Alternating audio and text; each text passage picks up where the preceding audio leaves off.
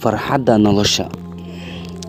Farxaddu waxay timaadaa marka aad gadaal mariso dhammaan waxyaabahaaga caqabada kugu ah noloshaada, si markaas aad ugu noolaato nolol raaxo leh oo ay farxaddu ku dheehan tahay.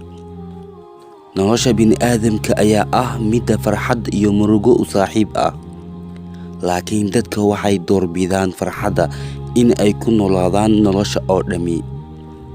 Haddii aad diyaar u tahay mar inaad farxad ku noolaato, waa inaad aqbashaa caqabada ka sokeeya farxadda aad raadinayso.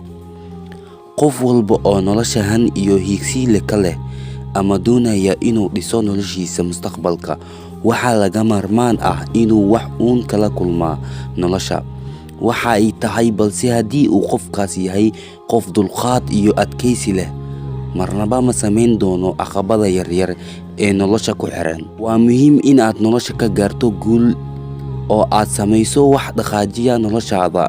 Marka aad wax samaynaysid, haddiiba aad fakaraysid sawir noocee ah qof hebel ka qaadaya karaa iyo wax la mid ah, weli hoggaanka naftaada waxaa haya qof kale oo ay ku xiran tahay farxaddaada. Si marka aad ugu gudubto, waxaad u baahan tahay inaad noloshaada ku dabaqtid cid kale oo wax walba aad samaynaysid mas-uul uga ahaan. Farxadda lagama raadiyo raali ahaansho dad kale ee ka raadi Alle inuu ka raali noqdo. Waxaa farxad dhab ah in niyadaada Alle weyn subxaanahu wa tacaala ku xirto.